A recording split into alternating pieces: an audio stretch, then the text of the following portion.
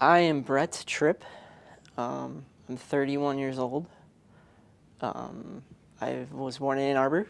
I've lived kind of all around the world, but I've lived back in Michigan here for probably 5 years. So I was sick for a long time. I probably had Crohn's my entire life, but I was diagnosed when I was 12 after being misdiagnosed for a long time. And then I lived with Crohn's just on steroid treatments until I was about 18. And that's when the surgery started. I've had several surgeries since then. And actually, I was given, when I was 12, I was told that I would never live to 30. That was my ceiling. And I was 12, and that didn't really bother me because 30 is forever when you're 12. But then when I got older, that clock kind of got in my head, and then I realized 30 is not a long time. So that's when I stopped focusing on trying to beat Crohn's, which a lot of people, I think, do, and I started focusing on living with Crohn's.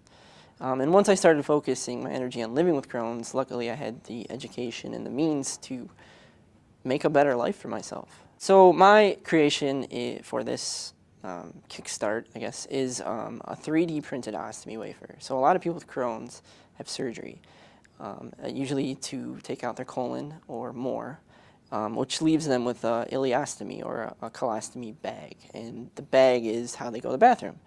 So people with the ileostomy bag, one of the biggest problems is living a normal life with an ileostomy bag. If you try to live a normal life with a normal ileostomy bag, the first problem everyone will tell you is they encounter leaks. Their bags leak. It inhibits them from living what most people would consider a normal active life.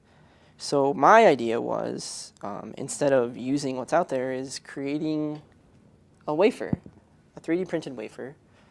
It's used by scanning a patient's abdomen, taking that scan and importing it into a 3D software, taking the inverse of the scan and the software and creating an STL file, and then taking that STL file and importing it to a 3D printer, and then printing out a customized, completely inversed 3D wafer. I studied architecture, so I have a design background, and I've gone to school for 6 years with that. I've studied modeling. I've studied 3D modeling, not modeling my face, obviously. And because of that, I was the perfect person to create something like this. I've had the disease. I know how it works, and I have the background to change it. Well, the funny thing is, it probably wouldn't change my life at all. I actually haven't even tested these on myself. These aren't for me. These are for other people. Because in being sick for a long time, I've spent a lot of time in the hospital, and I've seen what inhibits other people from going forward. And sometimes it's something little. I mean, obviously funding needs to go into research and biologics and stuff like that, but funding needs to go into the little things. Sometimes just one little thing could be small on the map on the greater scale, but in someone's life, this could be the difference between leaving the house or not.